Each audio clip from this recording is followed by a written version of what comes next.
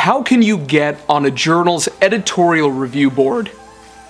Stick around and find out today on this episode of Navigating Academia.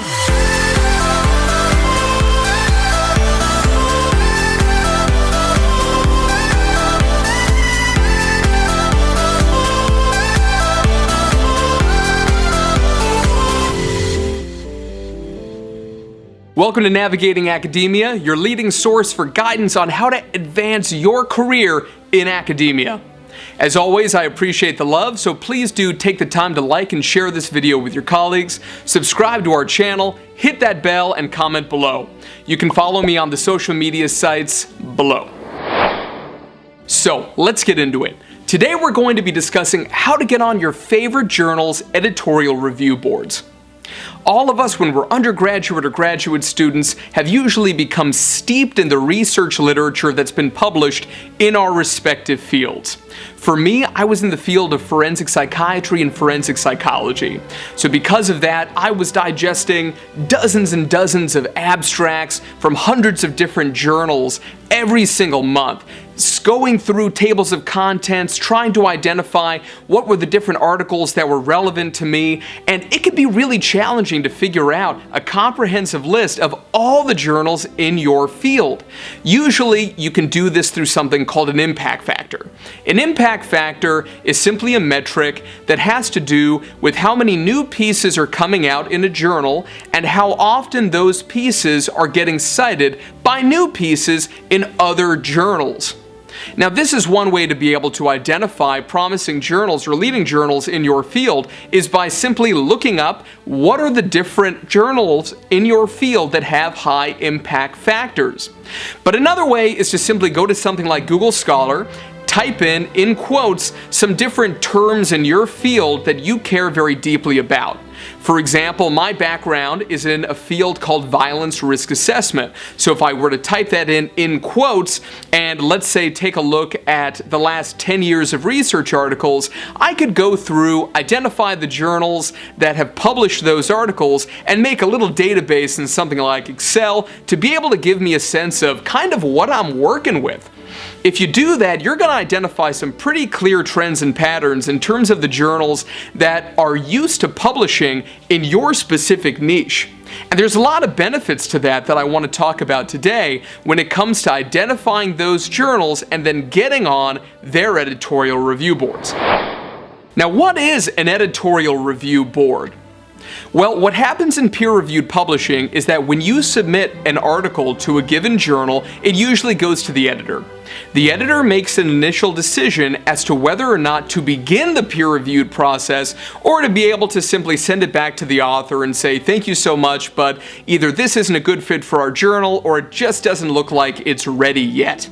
But if they do like it enough, they'll send it to one of their associate editors, of which there's usually several for any given journal, and those associate editors will take it from there. Their job is to be able to go to an editorial review board, a group of usually volunteer scholars who are experts in different subjects that are relevant to a given field. For example, in forensic psychology, you may have an expert on eyewitness testimony and criminal responsibility and violence risk assessment and false confession, and the list goes on. All of these topics, though, are relevant to the overarching field of forensic psychology. So whatever field you're in, think about that when it comes to what are the different subspecialties within that field, and when looking at a given journal's editorial review board, you'll usually see that there are at least one, usually several representatives for each of those different fields. Now, usually the individuals on editorial review boards are the big dogs. These are people whose articles you're going to be reading all the time, either as lead author or as co-authors. These guys are usually very prolific. They're individuals who have a lot of clout and whose name has a lot of cachet in your field. Obviously, if you and I went to the local supermarket and mentioned their name, odds are 100 to 1 that nobody would have any idea who they are. However, in your field, they may have quite a bit of bureaucratic power, and what they say and their opinions about you or others may hold quite a bit of weight. It is what it is, right? Welcome to academia. So, At the end of the day, you'll be in really good company if you can get on one of these editorial review boards, because especially if you're a young scholar or if you're an individual who is mid or late career who's interested in getting into academia, you want to make sure that your name is associated with other individuals who are really high up there, so that as you continue to build your profile, individuals are going to be looking at you and saying, wow, I may never have heard of this individual before, let me take a look at them because their name is amongst some of the greats of our field. So you'll be amongst good company. So what will happen is that the associate editor is going to assign usually several editorial board members, or if the topic of a given article is very specific, they'll reach out to other individuals in the field who are really specialized in that subject to be able to do the peer review for that journal. Needless to say, being on an editorial review board is a great way to be able to volunteer your time to get engaged in the field and to build your profile. So how do you actually become one of these members, right? Really, there's 3 key steps that you need to take, and that's what we're going to be going through right now. Step 1. Become an ad hoc reviewer. An ad hoc reviewer is someone who is a subject matter expert who an associate editor is going to go to if there's nobody on their editorial review board who either has that subject matter expertise or who frankly has the time in their very busy schedules to be able to do that peer review. Now, this is something that can take quite a bit of time, of course, because you are very busy as well. But if you're trying to build your profile and especially develop a relationship with a given journal such that you have a chance to get on their editorial review board, being an ad hoc reviewer for them is absolutely critical. Very rarely are they ever going to go to someone who they don't have experience with as a peer reviewer and say, hey, listen, we really want you to be a member of our team, join the editorial review board. It's just not going to happen. It's also not going to happen if you're only an ad hoc reviewer, let's say 1 or 2 times with them, but we're going to get to that in step 3. So how do you become an ad hoc reviewer? Well, the key is to be able to make yourself visible. If you're not actively publishing quite a bit, which is something that could draw some attention, the other thing that you can do, and is very important, is to be your own advocate. No one else is going to place as much importance on yourself as you, and because of that, you want to make sure that you get in touch either with the lead editor of the journal, associate editors, or even just other individuals on the editorial review board who can go and make those introductions for you to the editor and associate editors. And simply let them know that you have certain expertise, you love their journal, and you're interested in volunteering your time to be able to do peer reviews for them, and that you'd love to get involved. That's step number 1. It's really not necessary to bring up in those first communications that you're interested in getting on the editorial review board. You really haven't proven yourself, you haven't really earned your keep yet, so the first key is to be able to make it clear that you are open to doing that volunteer work. Now, it can be very frustrating that, of course, you're not getting paid for this, but at the same time, usually, unless you're publishing in a very unique kind of journal, of which there are incredibly few in academia, you're not going to be making any money from publishing in the first place. So peer review, you also shouldn't expect to get paid by. Sometimes editors or associate editors of journals do get paid, but editorial review members, let alone ad hoc reviewers, usually get nothing. They're volunteers. So if you're going to take the strategy which is top-down, so identifying who the editor is and writing to them directly, some people feel very intimidated by that. They may even feel arrogant by putting themselves in that situation to be turned down. But don't be afraid. Usually it's something that if you're really passionate about that journal, obviously the editor is going to love hearing that and is going to love that if nothing else they have one more connection who they can essentially send articles to. Now, this is something that's absolutely critical if you're going top down to be able to deal with that fear of potential potential rejection. But if you're going from the bottom up, this could be a strategy that's even more promising, simply because imagine you're at a bar and you see somebody that you're interested in talking to. If you go straight over and talk to them, it may be the case that you come across a little bit too strong or even arrogant talking about your positive qualities. Versus if someone else goes on your behalf and talks about you first and then says, hey, can I introduce you to this person? You can come over and be very humble. However, your value has already been established by that other individual talking about you. So using that bottom-up approach is the same when it comes to talking to an editorial review board member who you may already know, or an associate editor of that journal who you may already know, who can talk to that big dog, that editor, on your behalf and say, hey, listen, I've got this man or woman who's very talented, who, we should really get involved in the journal somehow.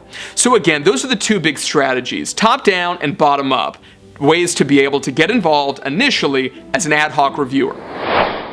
Step number 2, once you're doing quite a few ad hoc reviews, get to know the editor and associate editors of the journal.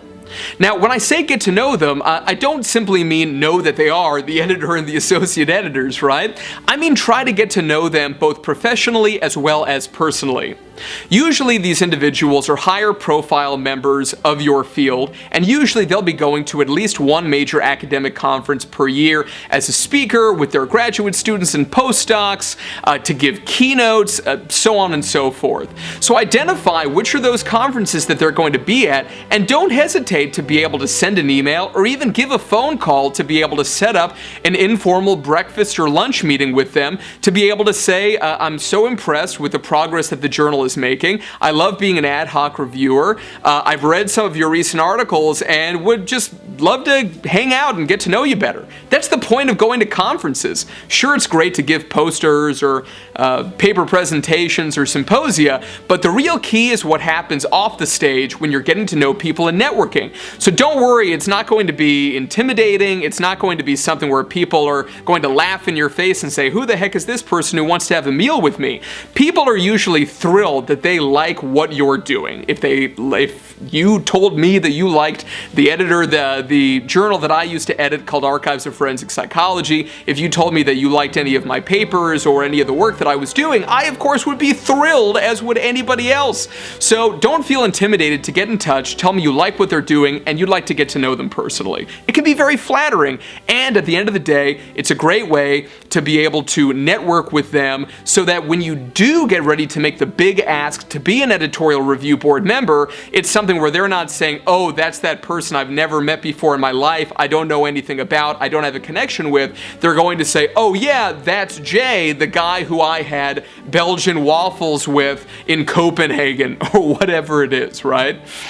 So, don't only get to know them personally, like I mentioned a moment ago, when you're getting in touch with them saying, I love your work, don't say that in a disingenuous way. Go and find out the research that they're involved with. Go to their lab's website. Talk to their graduate students if maybe you happen to know them or have come across them.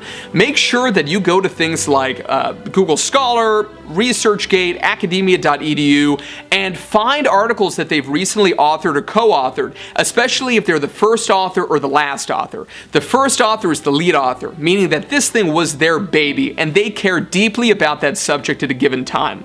And make sure that the articles that you're looking at have been published recently. I know for me, the topics that I was into 10 years ago in terms of publishing are totally different than the things that I'm publishing now. I was publishing stuff on behavioral genetics and renal atherosclerosis versus these days I publish stuff on fetal alcohol spectrum disorder, different kinds of violence risk assessment, so on and so forth. So you want to make sure you don't want to come up to me and say, hey, I really love the work that you're doing on renal atherosclerosis, because I'm going to say, well, I'm glad you like it, but I'm not that guy anymore, right? So really make sure that you're focusing on the most recent work that they're involved with. right? And actually read some of the articles. Yeah, it's going to take time. Don't just read the abstract. Deep dive. Maybe if it's something that it's a topic that you're not particularly interested in, you may learn some new research methods or be very impressed by their writing style. I've had a number of colleagues where their topic areas aren't mine, but they write so eloquently, or the statistical analyses they use are just beautifully conceptualized, and I've learned a ton from that. So even if I couldn't go and say, hey, listen, I really loved that article you published on such and such, you can say, hey, listen, I just read that article, and I really love the way that you wrote the discussion, specifically when you did such and such. If you can give specifics, that is very impressive, very flattering, and shows that you really took your time to read their work. And this is what every academic wants, right? So that's step number 2. Get to know those editors and associate editors, both at a personal level as well as their work in a professional manner. Finally, step 3, both the most simple and the most arduous of the 3 steps, which is to wait and hustle. My recommendation is to wait for at least 2 years, having been an ad hoc reviewer for a given journal, until getting in touch and making the formal ask, usually to an associate editor, not to the lead editor, until you really have a solid relationship, if you have a solid relationship with them. Talk to the associate editors, because they're usually the ones who are doing a lot of the labor. The editor themselves is kind of conducting the orchestra, and the associate editors are playing the instruments. And because of that, they oftentimes are the ones assigning you the article. They've come to get to know your expertise. When you get an article to peer review as an ad hoc reviewer, don't wait 2-3 weeks to review it. Make it a priority, and within 1 calendar week of receiving that article, go through and make a review. And don't do one of these reviews that's 1 paragraph long. Really deep dive. What I like to do is that for every section in an article, right? Could even start with title page, but at least abstract, intro, method, results, discussion, and any references and appendices. This is a scientific research article, not for something like, let's say, English Lit, right? Or something like philosophy, for example, in some cases. You want to make sure that you're going through each one of those sections and really give a comprehensive review of what you thought. Even if it's something where, they missed a word somewhere, or go through the references. Let's say the references are not in the format, MLA, APA, whatever it is that would be anticipated for your field. Even more impressively, if you get to know that journal's instructions for authors and can say, table number 3 is not in a style that's compliant with the format it requested in the instructions for authors of the journal, that is incredibly impressive, and it makes the associate editor and the lead editor for the journal feel like you're really looking out for them. And if you can make yourself a valuable member of that team and make that really clear, you are well on your way to becoming an editorial review board member. Usually, editorial review board members and membership is reviewed on an annual or biennial basis. Because of that, you want to find out when it is that they're doing their reviews. Usually it's the end of the calendar year. It's usually October through December. Sometimes around the time of the annual conference, the associate editors and lead editor or editors will get together at that conference and discuss what's going on with the journal, who to replace. Let's say that there's some people, for example, who are not submitting reviews fast enough. This is why within 1 calendar week, nobody wants to be with an editorial review board member who is either waiting until the last second or who they have to track down. Or it could be the case where an individual is retiring from the field. In any case, there tends to be some kind of churn, sometimes a kind of turnover on an annual basis. So make sure that you're well positioned, and then make sure that you have clearly expressed your desire to be able to take that next step by writing to the associate editor who you work most often with, or by writing to the lead editor if you have that kind of a relationship with them, and telling them that you've really enjoyed your experience and you're looking to really dedicate yourself to that journal over peer reviews for any other journal, right? So you need to be really selective here. There are a lot, there's thousands of journals out there, and in any given field there's usually hundreds of journals with new ones cropping up every year. Make sure that you're not dedicating yourself to a journal that is too new, that doesn't have a great reputation of who the editors and associate editors are. Be really choosy. If you can pick a journal that has an impact factor, which relative to the impact factors of other journals in your field is high on the high end, go with one of those journals and dedicate your time accordingly. Don't do something where, let's say that you're looking at a journal like British Medical Journal in Medicine, let's say, which has a massive, double-digit impact factor versus an impact factor journal in your field of, let's say, 1 or less than 1, and say, well, I shouldn't be wasting my time with the journal in my field. It may be that the literature that you're focused on, the readership is really niche and really narrow, and that's going to result in fewer researchers publishing work in that field, and because of that, understandably, lower impact factor metrics. So it's really a better call to be comparing with other journals that are in your field itself than across all the sciences, let's say. So step number 3, wait a little while, and during that time, hustle. And then when the time comes, pounce on the opportunity, make it your intentions clear, and remember to do it with a lot of appreciation, humility, and tact. Alright y'all, thank you so much for watching. I want to hear from you in the comments below. Which journals are you interested in getting on the editorial board of, and why? What steps have you already taken to hit that goal? I want to know. Tell me below. Don't forget to like and share this video with your colleagues, subscribe, and follow us on social media. If you're interested in one-on-one career mentoring, set a consultation call with me via the website below. Have a great day, and remember to get out there, take chances, and be your best self. Thank you so much for stopping by, everyone. It's a pleasure to have you here as always. If you enjoyed this video and you'd like to see more in this series on navigating academia, please click on one of these links over here to be able to view more original content.